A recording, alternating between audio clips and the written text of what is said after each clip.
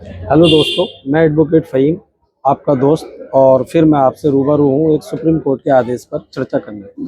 मेरे साथ एडवोकेट इरफान अली हैं और आप जौहर विश्वविद्यालय से पास आउट हैं और वहाँ ये गोल्ड मेडलिस्ट हैं और आप क्रिमिनल साइड में वकालत करते हैं। और मेरे साथ एडवोकेट मखदूम अहमद हैं, आप भी क्रिमिनल साइड में वकालत करते हैं। और साथ में हैं हमारे सैयद तलत मियां एडवोकेट, आप भी क्रिमिनल साइड में। इरफान साहब, मैं आपसे कल 18 तारीख को सुप्रीम कोर्ट ने आदेश पास किया है। फुल बेंच है और जस्टिस सूर्यकांत, जस्टिस जयमाल्या बागची और जस्टिस VN अंजारिया, इन्होंने एक हाई कोर्ट का फैसला, हाई कोर्ट ने 17/3/2025 क्रिमिनल रिवीजन 1449 टू 24 में संज्ञान लेते हुए इस फैसले को बदला है। इसकी मुख्य हेडिंग जो है वो ये है कि रेप के प्रयास को छेड़छाड़ में बदलने वाले हाई कोर्ट के इलाहाबाद के फैसले को बदला है और सुप्रीम कोर्ट ने इसको 376 में माना है। ये मैं आपको थोड़ा सा बता दूं, 17/3/2025 को इलाहाबाद ने एक फैसला सुनाया था जिसमें पॉक्सो के 2 दोषी थे और वो दोषी थे 376 और पॉक्सो एक्ट के 18 में। इलाहाबाद ने इस फैसले की समीक्षा की और इसको बदलते हुए इसको 354B और पॉक्सो एक्ट की 9/10 धारा में तब्दील कर दिया। इस पर आपका क्या विचार है?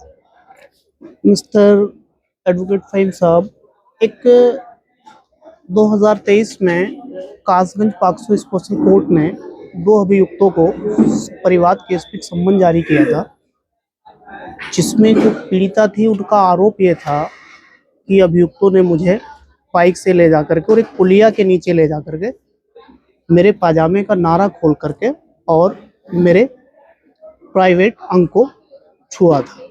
इस मामले में पॉक्सो की विशेष अदालत ने दोनों अभियुक्तों को 511 IPC रीड विद 376 IPC और 3/4 पॉक्सो अधिनियम के तहत सम्मन जारी किया था, जिस सम्मन को दोनों अभियुक्तों द्वारा इलाहाबाद हाई कोर्ट में चैलेंज किया गया था, जिस पर इलाहाबाद हाई कोर्ट ने अपने निर्णय में ये माना था कि ये 511 रीड विद 376 का मामला नहीं हो सकता, चूंकि माननीय इलाहाबाद न्यायालय का ये निर्णय इस हद तक था कि रैप का प्रयास तब तक नहीं हो सकता जब तक सेक्सुअल इंटरकोर्स की बात ना हुई हो। इसी पर सुप्रीम कोर्ट ने सुमोटो कॉग्निजेंस लिया और प्रारंभिक तौर में उस आदेश को स्टे कर दिया था। इसी पर स्पष्ट बात ये थी कि जहां तक मैंने लॉ को देखा है तो हमारे यहाँ 2013 से पहले जो रैप की परिभाषा थी वो कुछ और थी।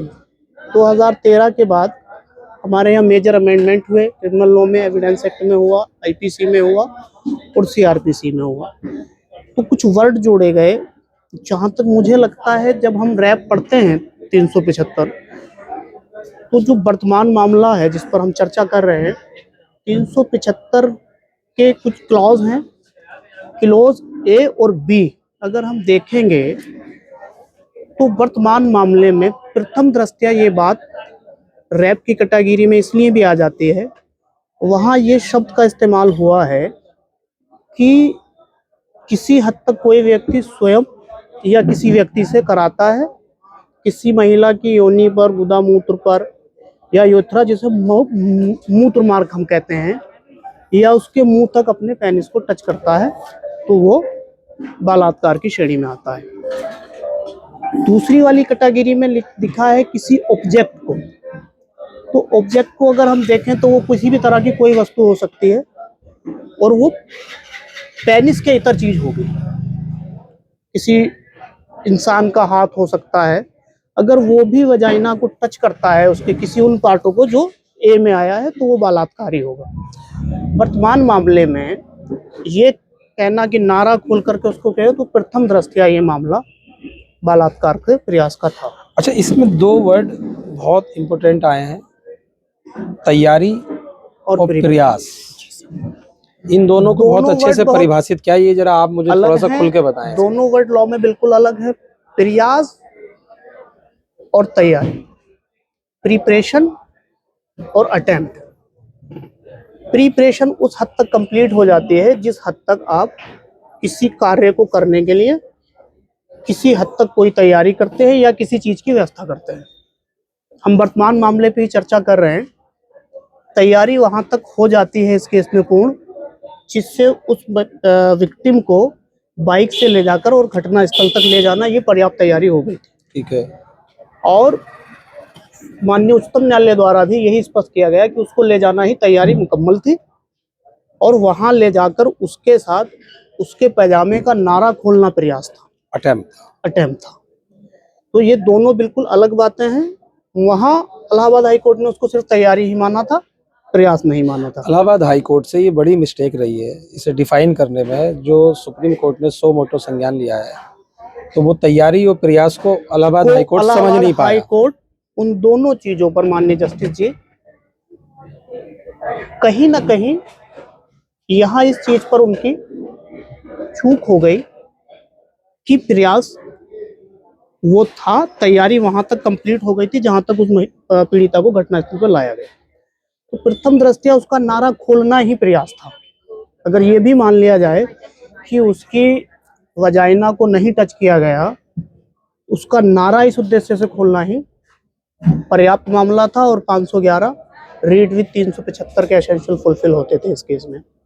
माननीय उच्चतम न्यायालय द्वारा फुल बेंच ने जस्टिस न्यायाधीश, मुख्य न्यायाधीश और भी रख रहा है, तो ये बात स्पष्ट कर दी कि ये प्रयास था, और इसीलिए उस जजमेंट को, फैसले को बदल दिया। तो कहीं ना कहीं हमारे यहाँ एक वर्ड यूज होता है, court always right but not infallible. माननीय उच्चतम न्यायालय में जो न्यायाधीश रहे थे वो राइट हैं, परंतु चूक हुई थी, विधिक चूक थी, जिसको माननीय उच्चतम न्यायालय द्वारा अपने इस निर्णय से और फुल बेंच के बाध्यकारी निर्णय से उस चूक को ठीक किया है, और बहुत बेहतर जजमेंट है।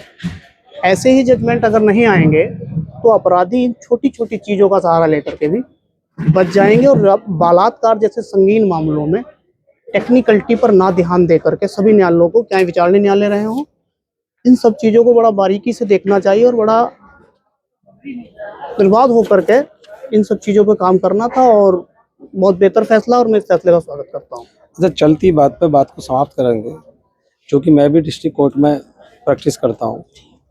हमारे यहाँ कई बार 175(3) या 56(3) में जाते हैं वकील, और उसमें रेप के मामले में भी कई बार यहाँ लोग जो है वो परिवाद कर देते हैं या खारिज कर देते हैं, जबकि सुप्रीम कोर्ट ये कहता है कि अगर लड़की कह रही है कि मेरे साथ रेप हुआ है तो सफिशिएंट है। इस पे क्या राय होगी?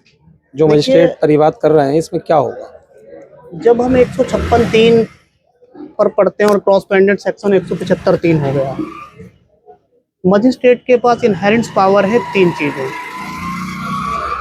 चाहे तो वो डायरेक्शन करें एफआईआर रजिस्टर करने के लिए, या वो उसको परिवाद के रूप में दर्ज करके स्वतः उसकी जांच करें, या मामला प्रथम दृष्टया नहीं बन पा रहा है तो उसको निरस्त कर दें। जहां परिवादी को सब तथ्यों का ज्ञान है पूर्ण रूप से, और वो न्यायालय के समक्ष साक्ष्य देने में सक्षम है, तो वहां ऐसी स्थिति में परिवाद किया जाना भी ठीक है। लेकिन अगर कोई तथ्य ऐसा है जो सिर्फ अन्वेषण से ही संकलित किया जा सकता है, ऐसे मामलों में मुकदमा ही तब पंजीकृत होकर के अन्वेषण किया जाना चाहिए।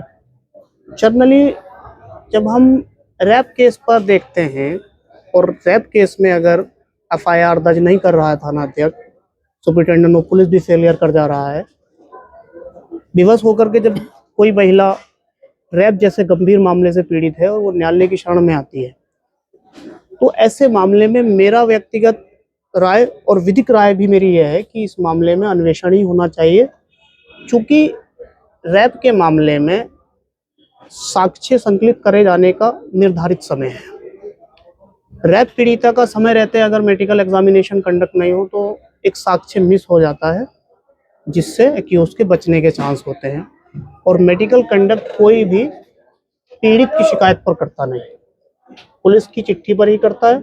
तो रैप जैसे मामलों में मजिस्ट्रेट के समक्ष अगर आते हैं तो अन्वेषण का आदेश ही करना उचित होगा, परिवाद करना उचित नहीं है। तब ये मान लिया जाए कि लोअर कोर्टे भी विक्टिम के साथ हैरेसमेंट कर रही है परिवाद करके, इसमें क्या राय है? ये तो नहीं कहा जा सकता। न्यायालय की चीजें विवेकाधीन हैं और न्यायालय की विवेकाधीन चीजें पर ये कहना कि हरासमेंट है, ये बात उचित नहीं होगी विधिक रूप से। न्यायालय सर्वोपरि है और न्यायालय के आदेश से अगर कोई आदमी अपने आप को पीड़ित महसूस करता है तो उसके लिए ऊपरी अदालतें हमारे यहाँ बनी है। अगर किसी को लगता है तो उसके लिए रिवीजन का ऑप्शन है, वो रिवीजन कोर्ट में जा सकता है। लेकिन ये कहना कि न्यायालय हरास करती है, ये शब्द उचित नहीं है। तो 18 तारीख के फैसले से आप उसका स्वागत पूर्ण करते रूप हैं? से सहमत हूँ और मैं स्वागत करता हूँ इस फैसले का और बहुत अच्छा फैसला है। और उम्मीद करता हूँ कि आने वाले समय में जितने भी माननीय उच्च न्यायालय के अधीनस्थ न्यायालय हैं और उस फैसले की लाइट में ही आके ऐसे मामलों में आदेश पारित करें। अच्छा, हम ब्रीफिंग कर रहे थे, सुप्रीम कोर्ट के आदेश 18/2/2026 को एक आदेश आया फुल बेंच का, और उसकी ब्रीफिंग हम इरफान साहब के साथ कर रहे थे, जो बहुत बेहतरीन ब्रीफिंग की है और समझाने की कोशिश की है। और ये आदेश और ये ब्रीफिंग जनमानस के लिए अति आवश्यक है। Thank you.